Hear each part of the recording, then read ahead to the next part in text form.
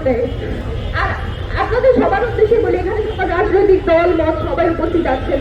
আপনারা গত 1 বছর ধরে আওয়ামী লীগ পালিয়ে যাওয়ার পরেও আপনারা যে কাজটা করতে পারেন নাই, আপনারা কালচারাল ফেসিজমকে অ্যাড্রেস করতে পারেন নাই। বাংলাদেশে একটা মানুষ, শুধুমাত্র একটা মানুষ পেরেছিল, এবং আজকে সেটার প্রতিটা আপনাকে এইভাবে দিতে হচ্ছে।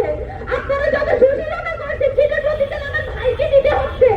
আপনারা যেভাবে মিডিয়াকে তথ্য সংগ্রহের মাধ্যমে বারবার যেভাবে নেগেটিভ উৎপাদন করছে, সেটা যে আপনারা সম্পত্তি উৎপাদন করছেন সেটার প্রতিদান আমার ভাইকে দিতে হচ্ছে। আমরা কিচ্ছু বলে রাখছি না। আমরা জানি মিডিয়াতে কে কে উল্লাস করেছে। গত 2 দিন আমাদের চোখে শুধু একটু দেখতেছেন, আমাদের বুকের ভিতর যে তার হচ্ছে না, আপনারা এখনো দেখেন নাই।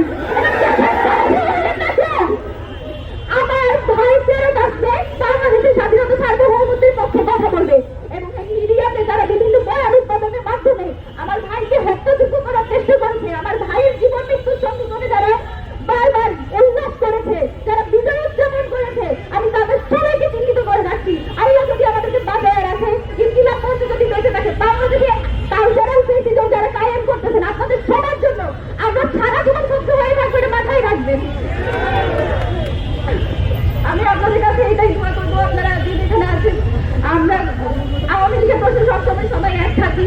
আমরা এইটুকুই এক্সপেক্ট করি, আপনারা ভোটের রাজনীতির জন্য প্লিজ আমাদের এই সব যে কয়টা মানুষ আছে, যে কয়টা মানুষ এখনো দেশের স্বাধীনতা সার্বভৌমত্বকে টিকায় রাখার জন্য যুদ্ধ করে যাচ্ছে, সেই কয়টা মানুষকে প্লিজ আপনারা বিসর্জন দিয়ে দেন নিজেদের এই ছোট্ট ভোটের কারণে।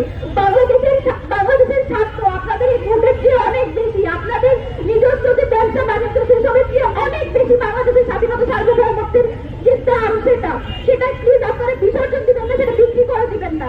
বাংলাদেশের প্রশ্নে, স্বাধীনতা সার্বভৌমত্বের প্রশ্নে ওসমান হাদি যেভাবে ভোকার ছিল, আপনারা তার, আমি বিশ্বাস করি যারা তার ফেরত আসবে। আমার ভাই যতদিন আসবে না ততদিন পর্যন্ত আমরা রাজপথ থাকবো না। এবং আমাদের জাবের ভাই যেটা বলে গেলেন, ওসমান হাদি যতদিন সুস্থ হবে না, এই ঢাকা হাটের আসনে আসার কারণে এবং এই তার যে বয়ানগুলো ছিল, তার যে কথাগুলো ছিল, সেগুলোর কারণে আজকে তার এই অবস্থা।